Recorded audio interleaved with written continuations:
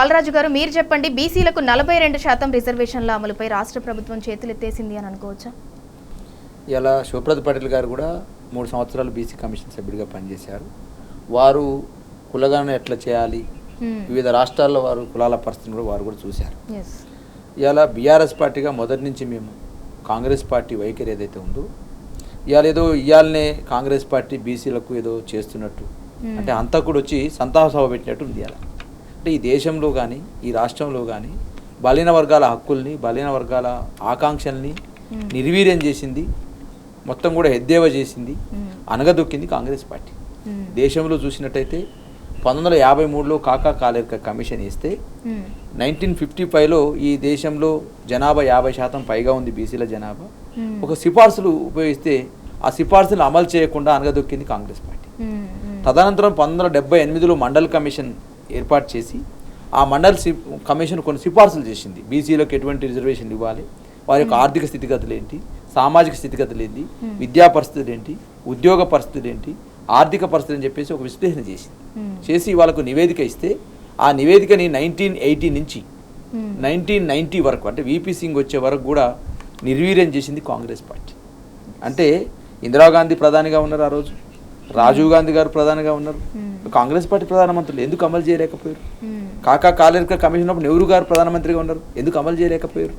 అదేవిధంగా 1990లో వీపీ సింగ్ గారు ఆ రోజు బీసీలకు రిజర్వేషన్లు 27% ఇవ్వాలని చెప్పేసి మండలి కమిషన్ అయితే సిఫార్సు చేసిందో ఆ సిఫార్సులు అమలు చేయాలని చెప్పేసి చర్చ జరిగితే పార్లమెంట్లో సెప్టెంబర్ 6, 1990లో మరి ఇవాళ రాహుల్ గాంధీ గారు ఇవాళ మొత్తం రాజ్యాంగాన్ని చేతులు పట్టుకొని మొత్తం తిరుగుతున్న నాయకుడు ఎవరైతే ఉన్నారో వారి తండ్రి రాజీవ్ గాంధీ గారు మాట్లాడిన మాటలు ఏంటంటే, ఈ దేశంలో మండల కమిషన్ సిఫార్సులు అమలు చేస్తే అంతర్యుద్ధాలు వస్తాయని చెప్పేసి మాట్లాడారు సింధూరా గారు.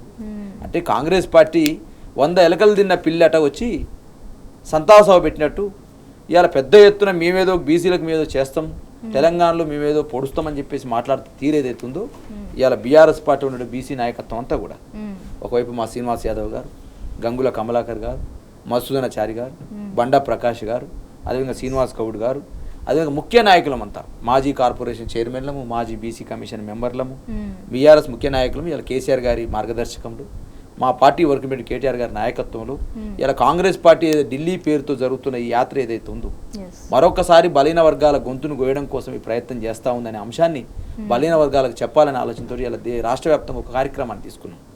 ఏదైతే మీరు 5, 6, 7 తారీఖులలో ఇలా ఆల్రెడీ దాన్ని కూడా వాయిదా వేసినట్టుంది కాంగ్రెస్ పార్టీ ఇప్పుడే అందిన రిపోర్ట్ ప్రకారం.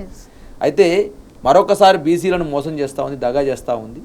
మేము క్లియర్ కట్గా కంప్లీట్గా చెప్తా ఉన్నాం. ఏదైతే మీరు గతంలో నవంబర్లో 2023లో ఏదైతే కర్ణాటక ముఖ్యమంత్రిగా పనిచేసినటువంటి సిద్ధరామయ్య గారు తీసుకొచ్చి ఏదైతే డిక్లరేషన్ పెట్టారో ఆ డిక్లరేషన్లో ఉన్న అంశాలన్నీ కూడా బరాబర్ అడుగుతున్నాం బీసీలుగా ఇవాళ టీవీస్ ద్వారా అమలు చేయాలని అడుగుతూ ఉన్నాం. మీరు ఇచ్చిన హామీలు మీరు అమలు చేయలేకపోతే అంటే ఇవాళ తరతరాలుగా బీసీలను ఓటేసే యంత్రాలుగా, మీ పల్లకిలు పోసే బోయలుగా చూస్తున్నారు తప్ప ఇలా చదువుకున్నటువంటి విద్యార్థి నాయకున్నటువంటి శివప్రద పటేల్ కానీ, దూదిమెట్ట బాలయ్య యాదవ్ లాంటి వాళ్ళు ఇలా అధ్యక్ష అనే పదాన్ని పార్లమెంట్లో కానీ అసెంబ్లీలో అనలేకపోతా ఉన్నారు. ఇంకెన్ని రోజులు సేవ చేయించుకుంటారు కాంగ్రెస్ పార్టీకి? ఇలా మీరు ఇచ్చిన హామీలే కదా మేము అడుగుతున్నది. మీరు ఏదైతే 6 నెలల్లోనే మేము బీసీ రిజర్వేషన్లు, చట్టబద్ధమైన రిజర్వేషన్లు ఇస్తామని చెప్పేసి 42% అని చెప్పి ఎలక్షన్లో హామీ ఇచ్చి ఓట్లు వేసుకొని ఇలా ఒడ్డు దాటినాక తెప్ప తగిలేసిపోయినట్టు ఇవాళ ఏదో మేము చేస్తున్నాం అనేటువంటి నాటకం ఏదైతే ఆడుతూ ఉండరో ఆ నాటకమే ఇవాళ తెలంగాణ బీసీలు వంచే ప్రయత్నం చేస్తూ ఉన్నారనే అంశాన్ని బీఆర్ఎస్ పార్టీగా మేము చేస్తూ ఉన్నాం.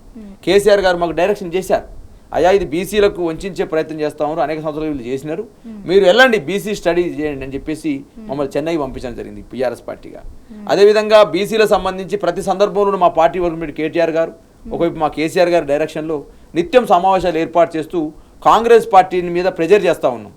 మీరు ఇచ్చిరు సంతోషం, మేము కాదనట్లే, ఇచ్చిన దాన్ని అమలు చేయాల్సిన బాధ్యత మీ మీద ఉంది అని చెప్పేసి బీఆర్ఎస్ పార్టీగా నిత్యం వాళ్ళని వెంటాడుతూ దీన్ని అమలు చేసిన బాధ్యత చేస్తున్నాం. కానీ కాంగ్రెస్ పార్టీ వెంటాడుతూ ఉంటే ఏం చేస్తుంది, తప్పించుకునే ప్రయత్నం చేస్తూ ఉంది.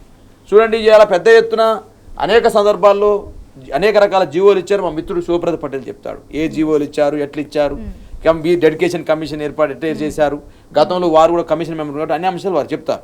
ఇక రాజకీయమైన అంశాలు నేను ఇలా మాట్లాడతాను. అమ్మ నేను అడుగుతా ఉన్నాను కాంగ్రెస్ పార్టీని ఇవాళ టీవీ న్యూస్ ద్వారా, ఇవాళ ఏదైతే మీరు మేనిఫెస్టో ఈ అంశాలు చెప్పారు కదా, ఆ మేనిఫెస్టోలో ఉన్నాయి తల్లి చాలా అంశాలు. ఏది బడ్జెట్ సంబంధించి అంటే ఇప్పుడు మీరు మా మిత్రుడు చెప్తాడు ఇవన్నీ అంశాలు ఏంది, లీగల్గా ఏముంటుంది ఏందని చెప్తారు, కమిషన్ మెంబర్గా పనిచేశారు కాబట్టి.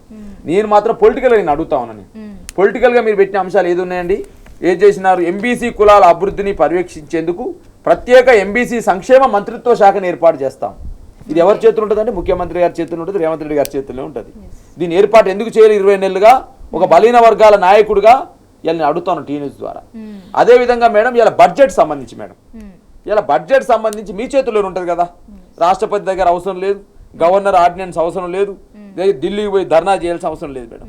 ఏదైతే ప్రతి బడ్జెట్లో మీరు 20,000 కోట్లు, ప్రతి సంవత్సరానికి 20,000 కోట్లు, 5 సంవత్సరాల్లో 1,00,000 కోట్లు పెడతామని చెప్పారు సింధూర గారు. ఇలా 1,00,000 కోట్లు పెట్టిరా సింధూర గారు? 20,000 కోట్లు పెట్టిరా మినిమం? ఇలా ఒకసారి 13,000 కోట్లు.